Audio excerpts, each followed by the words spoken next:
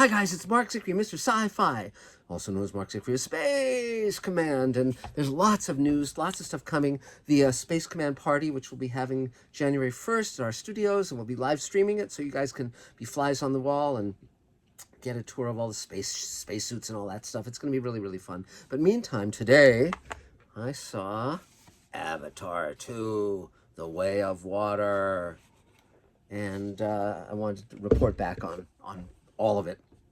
Uh, if definitely the way to see it is on a big screen, an IMAX screen in 3D. It has the same strengths as and weaknesses as the first Avatar. It's enormously immersive. It's enormously beautiful. But the characters are weak, and the plot line is weak as well. If you compare it to a movie like Aliens, it doesn't compare at all in terms of depth and just effectiveness. But there's a naivete to it that's problematical. But that said, it really takes you. This one goes into the oceans of Pandora, and you get to see all this ocean life, and it's spectacular. And the fact that they had performance capture where the actual actors, had to be underwater for 6 and 7 minutes, so that they could animate the characters that in the film is just, I would never have thought to do that, and James Cameron again pushes the envelope, and there's no one working at anywhere like his level of perfectionism.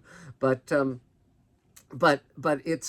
first part of the movie is a little dull because that takes place in the forest. It just recapitulates the animals you've seen before, the forest you've seen before, and the blue Smurf alien Indians, etc. So, but but what it does do very, very well is it's in certain ways it's almost like the James Cameron Greatest Hits LP, because you've got riffs from the original Avatar and from The Abyss and from Titanic and from Aliens and even riffs from Moby Dick and Star Trek 4. So so it's got a lot of stuff in it.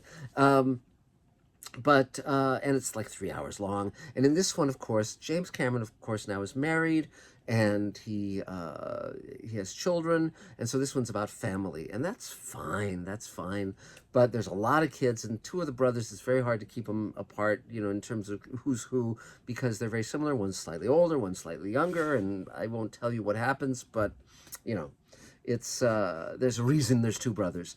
But one thing that's wonderful about motion capture is that Sigourney Weaver, who was in the first Avatar playing herself, or playing a scientist, and it was her own physical body, she was human, and then she had an avatar, and and it was an older woman. Sigourney Weaver gets to play a teenager in this one, one of the daughters, and she's great. She's terrific, and I love Sigourney Weaver, and this is great that she can play a role that she would not be able to play in the real world, but in performance capture she can. So 3 cheers, and I'm sure we're going to see a lot more of that character in Avatars, 3 through 27 or whatever. So that's good. The illusion of underwater is better than it's ever been, so it's definitely a popcorn movie. The problem I have with Avatar is that it's very simplistic, and the only solution in any of these movies ultimately is violence. We have to be tougher. We have to fight harder than the bad guys, and the bad guys are really bad, and the good guys are good, and never the twain shall meet. And I remember when James Cameron showed the first Avatar to a group of indigenous people from Central or South America, and he said, "What do you think of it?" And they said, "Well, it was entertaining, but for ourselves as a tribe, we prefer negotiation to killing off a number of the members of our tribe," and that was a point well taken that I wish they had really taken to heart in Avatar 2, because in the real world, violence is this endless loop. And I mean, James Cameron is clearly recapitulating both the Vietnam War and the genocide of the American Indian, but but I wish there was another alternative being presented that was an effective alternative, because and maybe there will be in Avatar 3, 4, 5, whatever, but that's a problem I have. And whereas the military was more nuanced in something like Aliens, here they're just the bad guys, except for Jake, who's become a Navi, and now we meet the green aliens of the ocean, and who are not the blue Smurf aliens of the forest, but same deal. And the performances are uniformly good. They have a human, kid who's sort of their foster kid, and and he's sort of a feral kid, and a very strong riff on Mad Max, where Mad Max had that feral kid. This one talks a little more; he's a little more articulate, but it's still, you're not going to find a lot in Avatar 2 that doesn't have a direct inspiration, let us say. But that being said, I hope it's successful. I mean, clearly James Cameron puts his heart and soul into everything he does, and I'm always sort of rooting for him, because the one thing about James Cameron that's really terrific is that, unlike most other A-list directors of big popcorn movies, he's not he's taking a huge risk almost every time out, because other than Aliens, and even Aliens sort of stands as a standalone, because the first Alien was a horror film, and James Cameron, the film he made, was an action film, so he changed genres. And but most of his films, from Terminator to The Abyss to Titanic to Avatar, are original films. They're not based on pre-existing IP, and as a result, there's a much bigger risk on his part, and that's admirable. That he's not just doing the Avengers 8, or something that comes prepackaged and pre-digested and doesn't have any risk to it. But one must say that Avatar as a science fiction franchise does not have the appeal of a Star Trek or Star Wars, and here's why. I think I've never heard any fan say they want to be a Navi. They want to be like a blue alien,